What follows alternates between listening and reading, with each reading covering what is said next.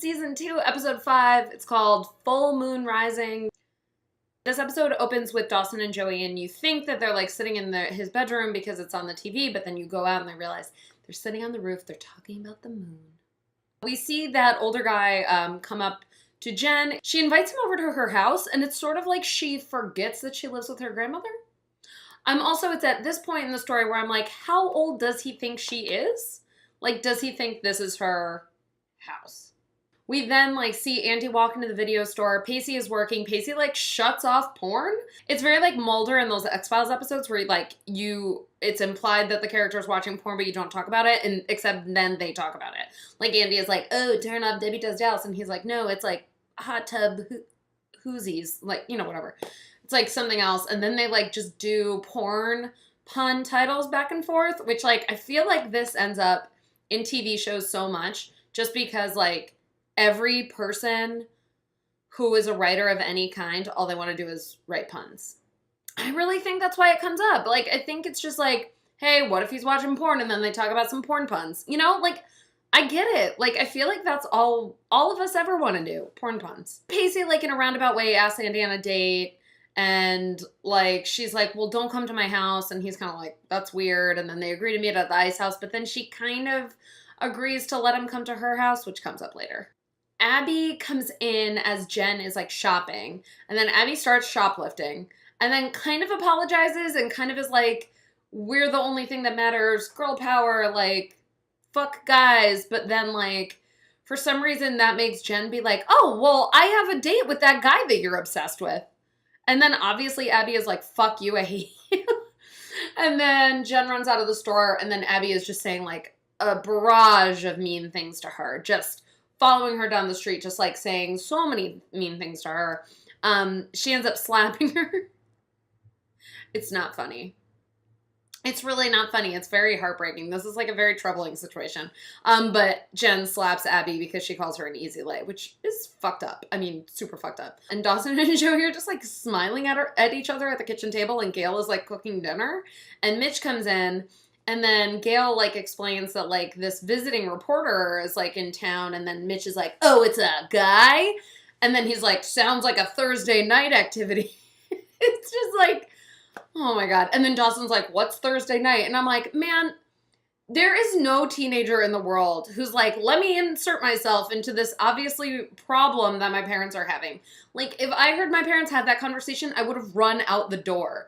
There is no way that I would be like, what's Thursday night mean, guys? And then as part of that conversation, Gail is like, oh, because Mitch is like, it being a coworker isn't comforting to me, which is fair. And then Gail's like, at least I have coworkers. Ugh. And then it gets into this whole money thing where she's like, your stupid, crazy dreams and blah, blah, blah. And she's footing the bill, which boy, Grams is headed to Bible study just to really hit this home. She's headed to Bible study. Jen's like, nah, I'm good. Is putting on a low cut dress and getting ready for, I don't know what. I don't know what she told Grams that she feels comfortable that Grams isn't going to show up. Then Abby comes over to argue more. She literally just kind of comes in and then they fight and then she pushes her out. And then we go over to the ice house. Joey and Jack are working. There's just an old man sitting there drinking coffee. Joey is drawing him, which that's the other thing that kind of gets me with when people are drawers where they're just drawing strangers and I'm sort of no, don't do that. I don't want that. The older guy's at Jen's. I'm actually literally how old do you think she is? I truly need to know what his age is and what age he thinks she is. Because he seems like he's 37. And does he think she's 25? Or does he think she's 30? I don't know. He definitely doesn't think that she's 16. He also he's going to law school and he just works on the docks spare time, in his spare time and whatever. And so it's this whole thing of you misunderestimated him. He's actually, hi Duck. He's actually really smart, which yeah, that's fine. Dawson is at home with both of his parents with their company. So Mitch has had Tamara come over. Gail has that reporter guy over. They're just the four of them are in separate rooms entertaining, and Dawson's just kind of looking between both rooms. Which is I don't know, just, I I know you have no life, Dawson, and everyone else you know in the world is busy, but, like, just leave. Leave your house, go somewhere else. Like, go to a coffee shop. Like, do anything else except being in this house. Dawson finds Abby spying on Jen from Dawson's room. And he's like, what are you doing? So then we see Pacey show up at Andy's house. We don't yet know what's going on, but Pacey's mom is like, her brother Tim is upstairs. Her dad is coming soon. Like, Pacey's just like, great, I'll just, like, chill here. Then the electricity at the ice house goes out. They're trying to save the lobsters. They, like, don't know what's going on. Andy comes by and basically says to Jack, oh my God, what if you went to the house? And Jack's like, it's going to be fine. And they're like, why are they freaking out?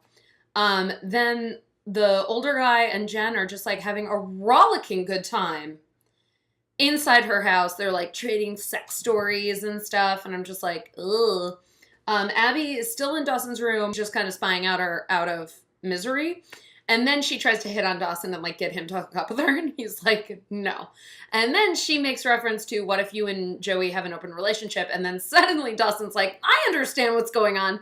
And runs downstairs and pulls both of his parents out of their, like, meetings and is like, I need to talk to you guys. And then it's just like, are you in an open marriage? And they're like, yes. But it's like, just the audacity that, like, a teen would have to, like, say this to its parents. Also, I don't know anyone, adult or teen, who wants to have this conversation with their parents at all. So, like, why is Dawson doing this? I just don't understand. Then this guy is getting really aggressive with Jen over at her house, and she's trying to stop him. And I wish Abby was actually, like, I wish the turn was that Abby comes in to save the day. You know? Like, because Abby's been spying on her, and this is a way for them to, like, reconnect, but no, like, Jen says I'm 16, and then Grams comes in and is like, she's 16, get off of her. Which, like, I'm glad that Jen doesn't get more sexually assaulted, but I wish Abby had been, like, part of that, like, impetus, because she was spying on her, and it would give her, like, it would give Abby, like, an actual good thing rather than just being terrible. We go back to Andy's house, and Andy finds Pacey there and is like, okay, we have to run out of here, like, quick. And Pacey's like, we can't be rude to your mom. Like, your brother's coming and all this shit. And, like, he's basically still saying, like, you're a spoiled brat, Andy. Even though, like, he already knows that's not true. I don't know. So then finally, like, Andy admits that, like, her brother is dead. And it's like, back off, like, chill out. We go back to Jack. And then Jack is talking about the guy, and Joey is kind of like, you know, doesn't he have anywhere else to go? And then she's like, well, maybe he lost his wife. And Jack is like, maybe he lost his son. Because we just learned that his brother died.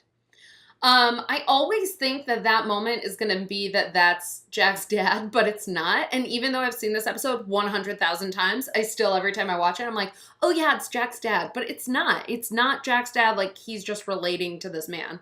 And then he gives him $100 tip, and then, like, they kiss. And, like, Jack kind of kisses her. Is that when he kisses her? I can't remember.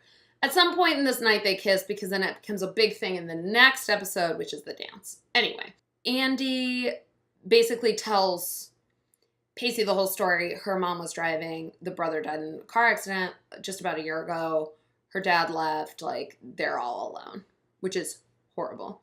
And then Dawson's still yelling at his parents about their open marriage, and then Mitch is crying. Like, Mitch has a full-on breakdown, and Dawson is, like, reacts the way, like, no person could to their parent having a breakdown, which is just kind of, he, like, awkwardly, like, pats him on the back. And I'm like, no one can look at that. Like, no one in their right mind can look at their dad, like, having a breakdown, or their mom having a breakdown, and just be like, Like, it destroys you. Like, it has to destroy you or make you deeply uncomfortable and make you flee the situation. It's not going to just make you be like, there. Fine. Joey comes over to Dawson's, and they're trying to, like, just kind of not talk about the night. She doesn't want to get into it. He doesn't want to get into it. It's just weird moon stuff. And then Gail and Mitch are in the same room, and Gail goes, it's time, Mitch. And he agrees to go, like, to leave the house. And then Jewel starts playing. I won't be made useless. I'll be idle with despair. And then we, like, go over a montage of, like, Dawson and Joey and Andy and Pacey, and then, like, Jen alone and Gail alone and Mitch alone. The end.